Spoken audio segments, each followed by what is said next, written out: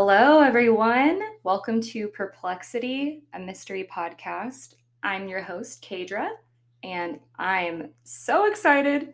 Um, I can't believe that I'm starting a podcast. This is going to be really exciting. I'm nervous, but thank you so much for listening. Thank you so much for just checking this out and being willing to listen. If you like the podcast and you end up liking this episode, please follow the podcast and leave a review. When you leave reviews, it helps boost the algorithms so that the podcast can get more exposure.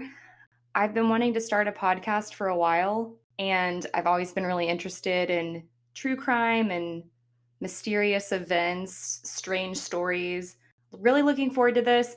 If you have a story that you want me to talk about on here, and you know me personally, you can reach out to me on social media. I'm in the process of considering making an email for the podcast so that people can email me their stories as well. So I'll keep you guys updated on that.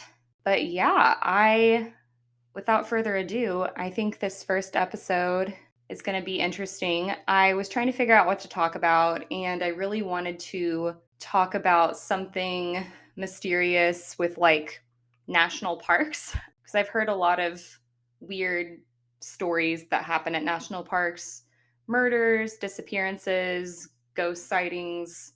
We hear about Bigfoot sightings in national parks too. So I started doing some research about a national park that I've never been to, but I really want to visit, which is Yellowstone.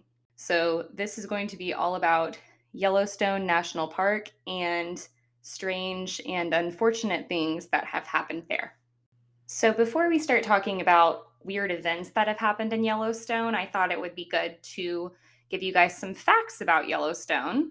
Yellowstone is a very large national park. It's about 3,500 square miles, which is nearly the size of Puerto Rico. And it actually sits on top of a dormant supervolcano. Scientists sometimes call them mega colossal volcanoes. And this particular volcano that Yellowstone sits on top of is actually so powerful that it's capable of a magnitude of a level 8 eruption, which is the highest possible magnitude. I had to look that up, just a little science for you. But the eruption of this volcano would be so devastating to our civilization. It has the ability to expel more than 1,000 cubic kilometers of rock and ash at once. And it's way more powerful than the material that erupted from Mount St. Helens in the 80s, which killed 57 people. So that volcano is what causes Yellowstone to have its hot springs and geysers. Yellowstone is mostly in Wyoming, but it also spreads a little bit into Montana and Idaho. It has a lot of landscapes like canyons, rivers, forests, hot springs, of course, geysers, waterfalls. And its most famous geyser is Old Faithful, which we will talk about. Yellowstone also has more hot springs and geysers than any other place on Earth. And it's home to a lot of different animal species, which we will talk about. It was founded in the 1800s, 1872, with what was known as the Yellowstone Act. And this park is one of the most popular national parks in the United States and in the world because it has millions of visitors each year. The name of the park came from the sandstone along with the Yellowstone River in eastern Montana. And the hot springs that are in the park are, of course, very, very hot. They're also very acidic and deadly to wildlife. Yellowstone also gets a lot of earthquakes. I did not know this. So they say that there's between 1,500 and 2,000 earthquakes each year in Yellowstone. So that's almost 5 earthquakes per day. And a lot of people think that there's a higher incidence of deaths in national parks. So that's part of why I wanted to talk about this and research this, because there's been like a lot of stories and speculation that weird things happen in national parks and they're really dangerous and more people die there. But from what I found in my research, the numbers actually seem to be pretty low, especially compared to how many visitors they get annually, particularly in the national parks in the United States. In 2018, the National Park Services estimated there's about one death per every million visitors. And they also did studies on parks outside of the US. So they were saying Denali, the Virgin Islands, and Big Bend made the top 3 for most dangerous national parks in the world. Yellowstone was very, very, very, very, very, very far down the list. It seems like most of the time when people die in national parks, it's more so related to environmental conditions, drownings, and then some other common ones were motor vehicle accidents and falls. So if you end up liking this episode and you want to learn more about the events I'm going to describe, a lot of them are documented in Lee H. Whittlesey's books. I think I'm saying that correctly.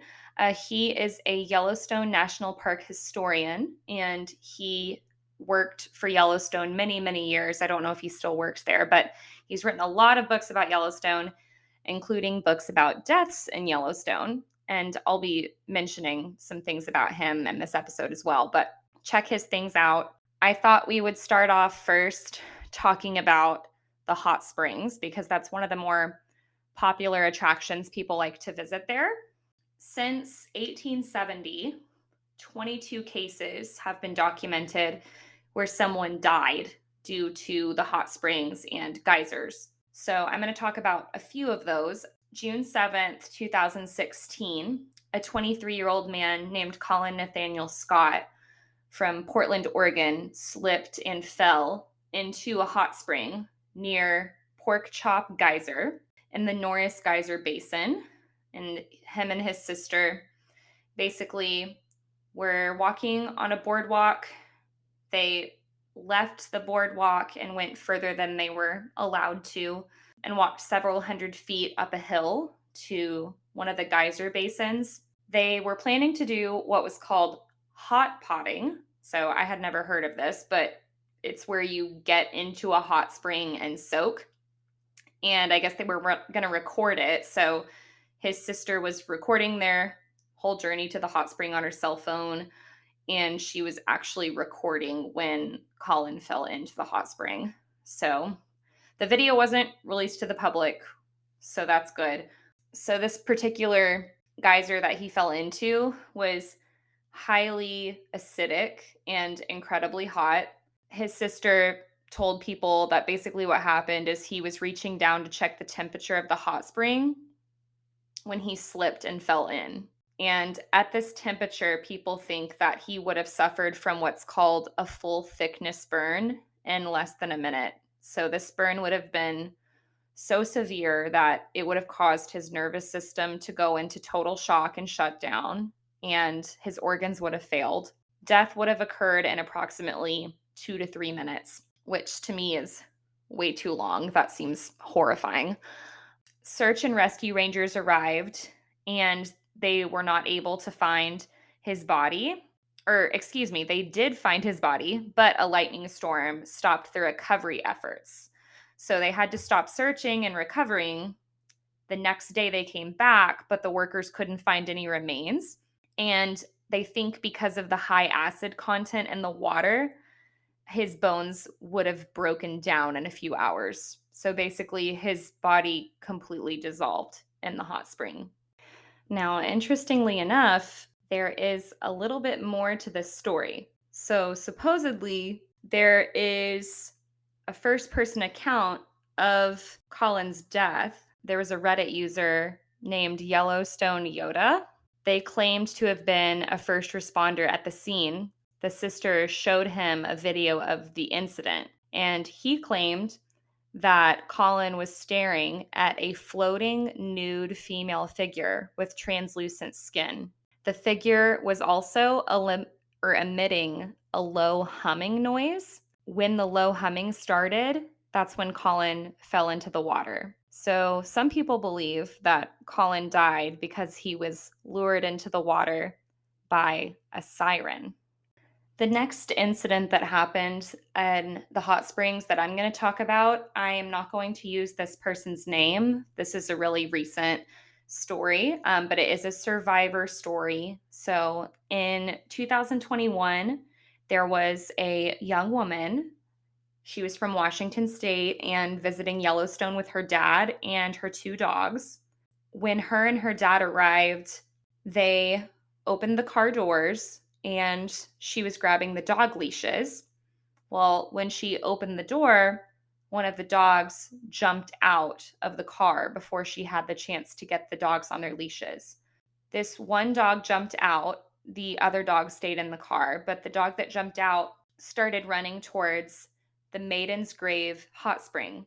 And the dog ended up jumping into the hot spring. So she went in after him to try to save him. So she ran in and she was not able to get out. Neither was the dog. So it ended up being the woman's father that had to pull both of them out of the water.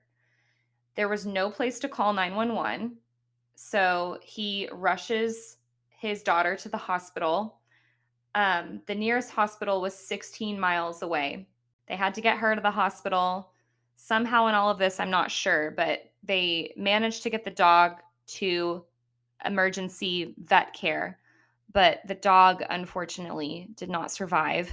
The woman, however, did survive.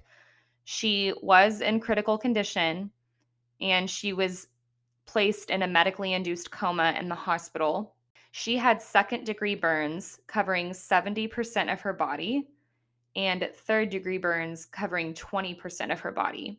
So basically, everything except her head was covered in burns, and she ended up requiring 18 surgeries. I found several other stories like this involving people trying to save their dogs, but none of the dogs survived, and the stories were incredibly depressing. I thought I would just touch on one since there was a survivor. And the most recent story I found involving the hot springs was July 31st, 2022. So, really recent. It was at Abyss Pool. I don't have a lot of information because not very much has been released to the public because the investigation is still ongoing. But investigators are saying to the media that they don't suspect any foul play. They think only one person was involved and that the victim did not survive the hot springs. So basically, some type of incident occurred July 31st, 2022, where this person died in the hot springs, right? So a little time goes by, and on August 16th, part of a human foot was found inside of a shoe, floating sole up at Abyss Pool. The police believe that this finding is linked to the incident on July 31st. The shoe was apparently found by a park employee. So now let's talk about some disappearances. A source that I used for the disappearances, this was a New York Post article by Eric Spitznagel. This is because the Department of the Interior that oversees the National Park Service doesn't keep track of these numbers, which some people find suspicious. The most reliable information on missing people in the wilderness has actually come from Bigfoot hunters. In 2011, this guy named David Paulides, he's the founder of the North American Bigfoot Search, and he basically launched this database of wildland disappearances that occurred under, quote, mysterious circumstances. From his research, there are at least 1,600 people currently missing in the United States that are believed to have disappeared in the wilderness. Most people disappear in the late afternoon or just before severe weather occurs. Bodies are often found in previously searched areas and often without clothing or footwear. Even when hypothermia has been ruled out, basically what they're saying for people who don't know here, when you are dying from hypothermia, one of the last stages is you feel unbelievably hot and you shed your clothing. So that's what they're talking about there. Children are sometimes found at improbably far distances from where they went missing. So some people link that to Bigfoot or something, carrying them really far because it's not probable for a child to have gotten that far by themselves. We've all heard pretty much about the Gabby Petito case last year, and her case actually sparked quite a bit of controversy because of how long it took to recover her body. And also, there were a lot of conspiracy theories about her case. The internet basically started talking about how national parks are a haven for cannibals. And people were starting to say, like, disappearances and homicides are disproportionately common in national parks. That's why I thought it would be important to kind of touch on those statistics and how there's basically one death for every 1 million visitors. Pretty low. Drowning is the leading cause of death in national parks. He went missing in April of 1991 in Yellowstone, of course, in Sweetgrass County, Montana. So he was in the area of Yellowstone that was in that spot in Montana. He was 42 years old, and on April 6th, 1991, a female friend of his dropped him off at Hell Roaring Creek Trailhead, and he had his 1-year-old blue heeler dog with him named Freckles, which is the cutest name ever. And he planned to hike to Jardine. I don't know how you say that. We're going to say Jardine, Montana. And he planned to pick up some elk antlers that he illegally collected and cached along the way. So apparently, at least back then, it was pretty common to do this, particularly in national parks, and you can make a lot of money. He had planned to meet his girlfriend in the Jardine area outside of the park 2 days later. He had extensive outdoors experience, and that day he packed really light, so it wouldn't really make sense for him to, be planning to disappear. He didn't really have a lot of belongings with him. He didn't show up 2 days later to meet his girlfriend. The articles I looked at mentioned a woman named Tracy Erb, and I'm assuming this is his girlfriend. She reported him missing to Yellowstone and Park County authorities on April 8th. That's when aerial and ground searches began, or 1 day later they started. So aerial and ground searches began on April 9th, and deputies ended up seizing some camping gear from some local horn hunters that they found who had been camping just outside of the park's northern boundary. But the gear was later returned without doing any type of fingerprint analysis or fiber analysis. During the time Dan went missing, there were also really heavy snowstorms in the area. So again, that data we were talking about earlier, where more people disappear around times of bad weather. Thought that was interesting. Dan's brother believes that he actually may have been murdered by the horn hunters, possibly in like some kind of dispute over the antlers he was collecting. And his brothers also say that there were as many as 14 people in the area horn hunting at the time of Dan's disappearance. So Dan's brothers basically started investigating his disappearance, doing like an investigation of their own, because the way that they tell everything, the police didn't do very much. Authorities also speculated that Campbell may have purposefully disappeared to escape his poor financial situation. I guess he was having money troubles, so they speculated that.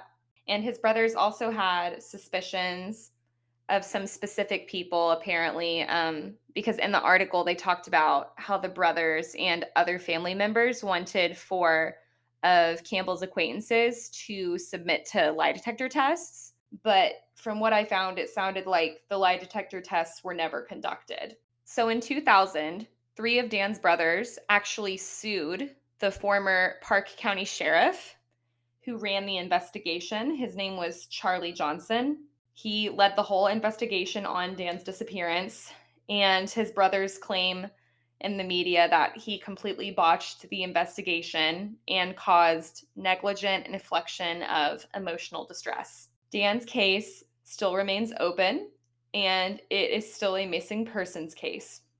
So, another really interesting thing that I found when researching Yellowstone is I found out about something called the death zone or the zone of death. There is actually this 50 square mile area in Yellowstone, particularly in Idaho. It's known as the zone of death. It's tucked away in really far east Idaho along the Montana border. It's actually a place where it would be unconstitutional to prosecute a murderer. This is because of a teeny tiny mistake that Congress made that has to do with the Sixth Amendment. The Sixth Amendment gives us the right to a local jury, and the founders at the time were paranoid about being controlled by people that were from far away, and they wanted justice to be super local. They said juries are going to be very close to the scene of the crime. They needed to be from the same state and the same federal district. In Yellowstone, Congress basically drew a really messy map when they were trying to figure out zoning for these things, because Yellowstone was actually founded before the state of Wyoming was founded, because remember, it was founded in the 1870s. It was also founded before we had Idaho and before we had Montana. When the states were drawn, Congress colored outside of the lines. States and federal districts don't line up, and all of Yellowstone is one district.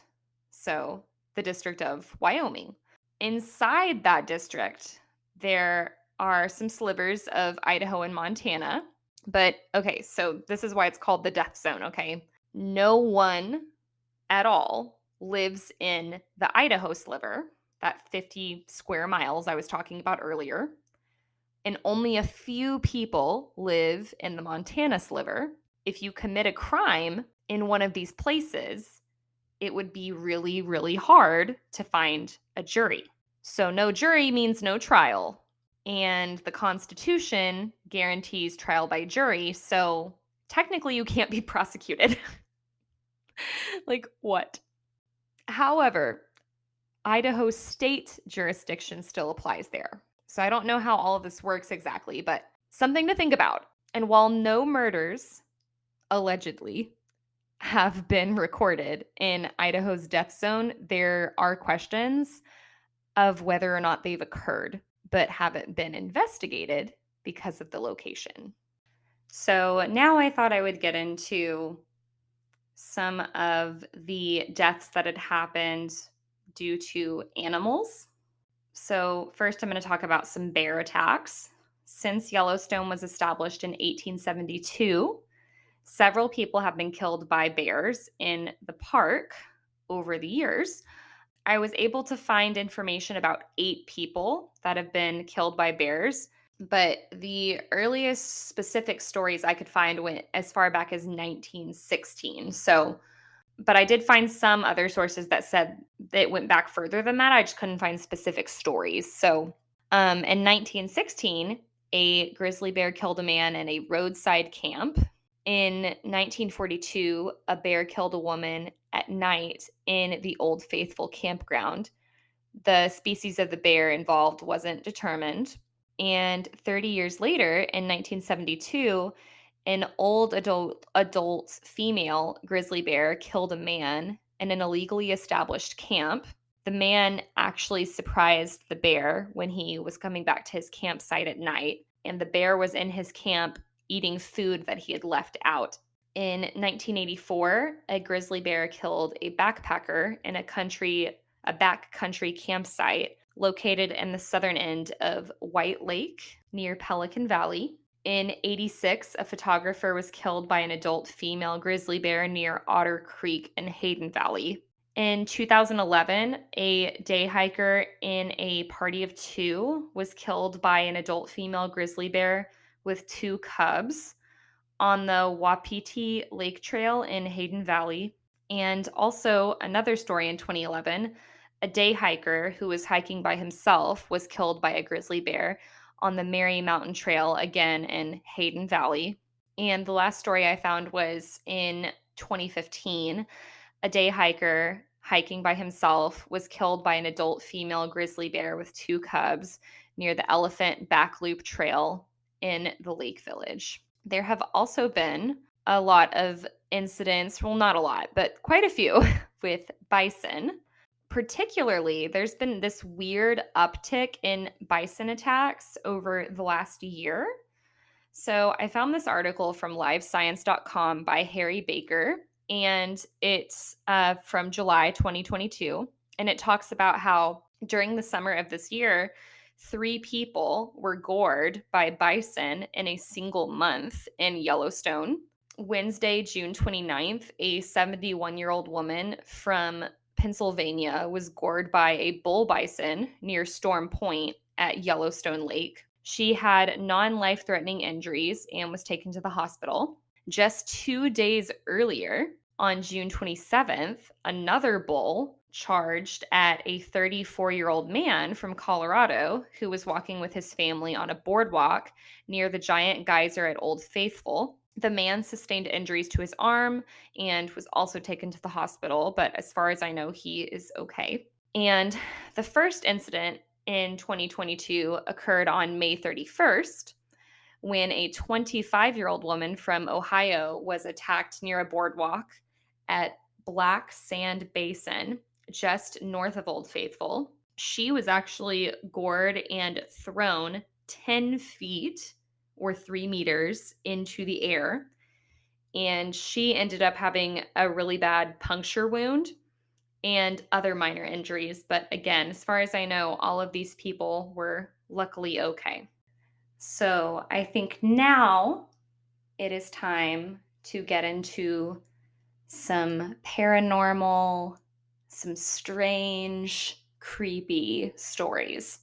So at Yellowstone, there is something called lake music, and there's a lot of stories. A lot of people have reported hearing this lake music. There's stories as early as the 1880s, which again, Yellowstone was founded in 1872. So only like 8 years after it was founded, people started talking about this, and they've been talking about it ever since. I've also heard some stories of it happening in other parks or similar things. So I think it's just something about that open forest space, but it's basically this buzzing sound that moves across the Lake Yellowstone.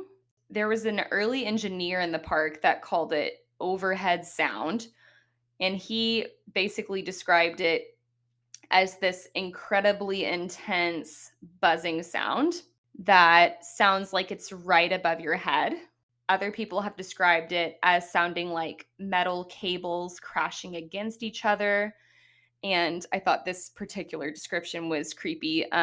Ethereal organ music, which organs are always creepy. So, and Lee Whittlesey, our Yellowstone historian friend that I talked about earlier, he has also heard this lake music before. He recalls the lake music as well and compares it to, quote, ringing of telegraph wires, or, quote, the humming of a swarm of bees. A lot of people who have heard lake music say that it grows louder and louder and more intense until it seems to be coming from right overhead. And then just as quickly as it started, it rapidly fades away, and all of a sudden it's just silent. The lake music seems to occur for really short periods of time in the morning. And because there have been so many reports on lake music, it's actually led to some scientific studies. There are some theories. Some of the theories say that it could be due to the mild earthquakes that happen all the time in the park, or the rapid temperature inversions due to the hot springs. But no one has ever been able to conclude exactly what causes this buzzing noise. So, unfortunately, when I started looking into potential Yeti or Bigfoot sightings in Yellowstone, I really could not find anything, you guys. Nothing concrete, anyway. There's just very little information online about Bigfoot sightings, particularly in Yellowstone. Uh, the only thing I could really find was this alleged sighting in December 2015, and it was captured right by Old Faithful. There's a YouTube video of the sighting. It was uploaded by a woman named Mary Greeley, and they're in like the foreground of the video, and in the background, you see all these trees, and then you start to see kind of like the lower half of bodies. You see these legs walking because you can't really see the rest of them because they're behind the trees. And there's like 3 or 4 dark figures. And some people describe them as looking like ape like creatures. You can see these figures for about 30 seconds. It caught the attention of a lot of Bigfoot enthusiasts. But to me, you guys, when I watched the video, it's very clear, in my opinion, that it's just skiers or people walking around in like big snow, like ski clothes. The walking is incredibly human like, very normal looking. And the figures also seem to be like normal size. They don't appear to be incredibly large or any animalistic kinds of qualities. So sorry to disappoint, guys. No Bigfoot sightings that I was able to find in Yellowstone. Now, with that being said, there are quite a bit of ghostly sightings. So we'll get into those now. Ghosts are said to inhabit all areas of Yellowstone, but the place that has had the most sightings by far is a place called the Old Faithful Inn in Wyoming. It was built in 1903, and the inn's most famous guest is the deceased guest known as the Headless Bride. Now, this is a legend. So, the legend basically goes that she was found in the hotel around 1915. She was found decapitated in the bathtub in her room, and she stayed in room 127. People think that she was murdered by her husband, that they had some type of big argument. People say that they see her walking up and down the stairs throughout the night with her head tucked under her arm. So, this is interesting because the legend also goes that when they found her body in the bathtub, she was decapitated. They couldn't find her head. This inn, I looked it up online. It's like 3 stories. It basically is like this giant fancy schmancy log cabin. And at the top of the log cabin, they built this crow's nest. The legend goes that a couple of days after they found her body, there was this awful smell and they couldn't figure out what it was. So eventually, after they checked all the lower floors, they finally decided to check the crow's nest. And apparently, that's where they found her head. Or see this woman walking up and down the stairs throughout the night. They will often see her walking from the crow's nest down the stairs to the lower floors with her head tucked under her arm. So horrifying, extremely creepy. Now, what's also interesting about this, though, the Headless Bride, again, is a legend. The assistant manager that either still works at the Old Faithful Inn or did work there, he admitted to making this story up to attract visitors. But a lot of people report this sighting. So then there's kind of that question of like, is it one of those things where people hear the story and they want to see it so they see it? Or is it like where there's smoke, there's fire, and there's actually something there to that story? If you guys want to learn more about the Headless Bride legend, Yellowstone National Park.com has a lot of interesting information, and they have an article all about the Headless Bride titled Headless Bride Ghost of Faithful Inn. And it goes into more details about the legend, like who the husband was, more about the woman, where she was from, why they were at this hotel. So definitely check that out if you want to learn more. So she's the one who's been seen the most, and most of the sightings that are reported happen at this inn. There have been other reports at this inn as well.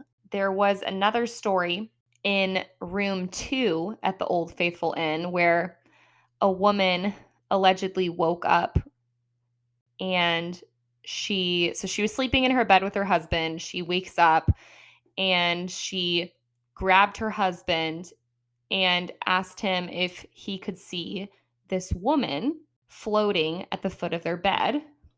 She described the floating apparition as being dressed in 1890s garb and just staring at her.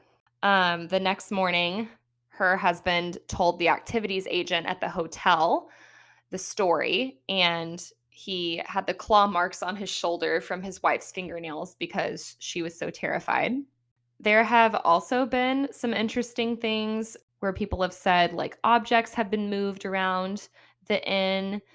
There was someone called an inspectress walking the halls of the inn one night, and she says that she saw a fire extinguisher turn itself upside down.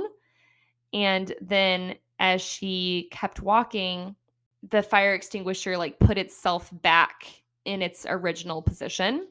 And the assistant manager of the inn, the one who apparently made up the story about the headless bride for tourists, it's interesting because like while he's admits to making up that story, he's also said he has seen doors open and shut on their own. So I don't know if that's like another story he made up or something he had actually seen, but I thought that was interesting. Now, outside of the Old Faithful Inn, there have been other ghost sightings throughout the park. There have been a lot of ghost sightings in Lower Falls.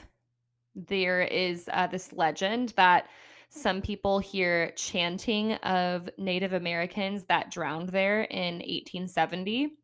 And some people have even reported that they saw mauled and disfigured ghosts of people who have been killed by bears there.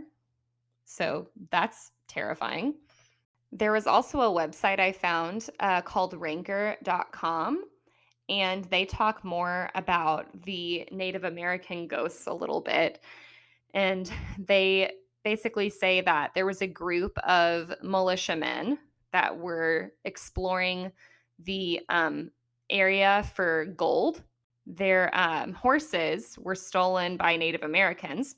So these militiamen decided to chase them down, find them, and the chase ended at the waterfall. So the Native Americans basically were trapped at the waterfall and they tried to cross the river by raft, but they were swept over the falls and killed.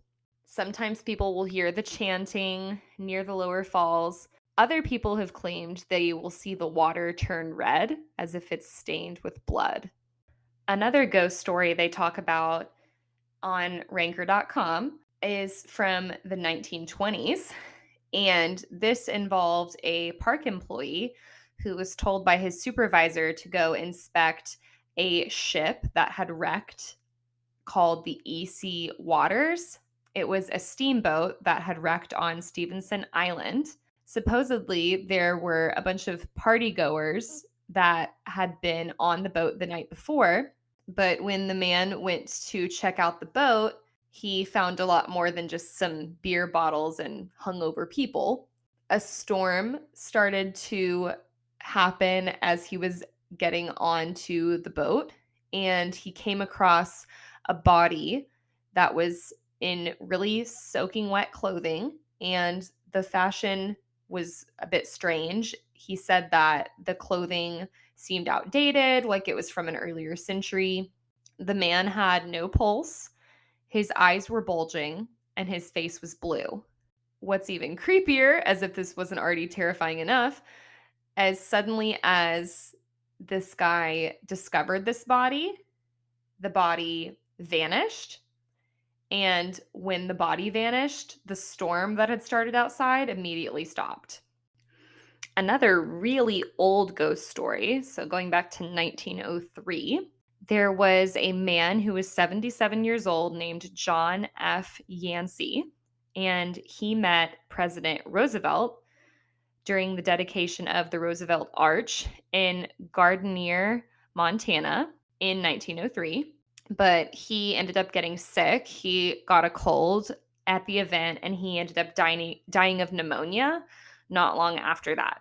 Park employees claim that Yancey's ghost took up residence in Yellowstone's Roosevelt Lodge and that he can be a bit of a nuisance. Sometimes the park employees will hear a tin cup banging on the walls of the employee quarters in the early morning hours. Other times, things will be hidden before they appear again in random places. And Yancey's ghost is also really well known for unsaddling the horses in Yellowstone, especially if they had just been ridden by pretty girls.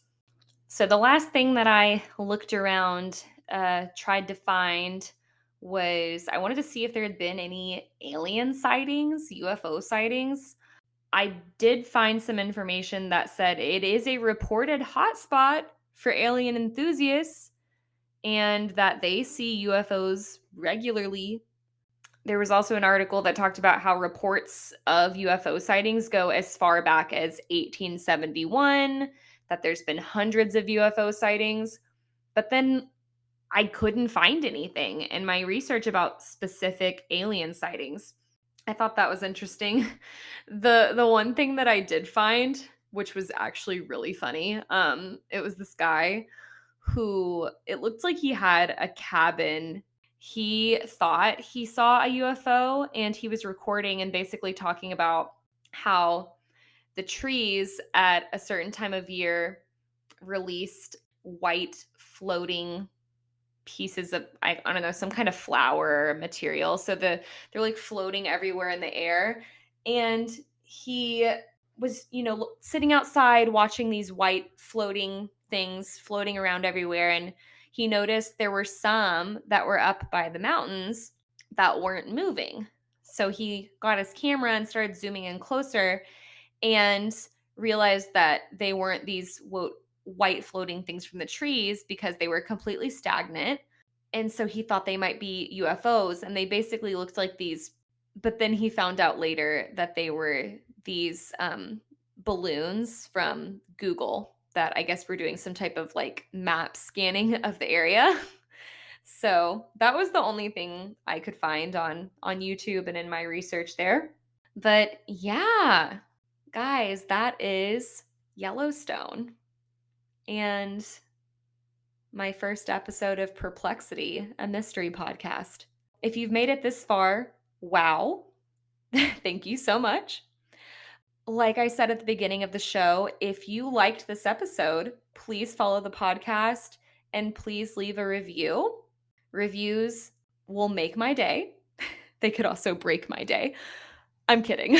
But leave a review.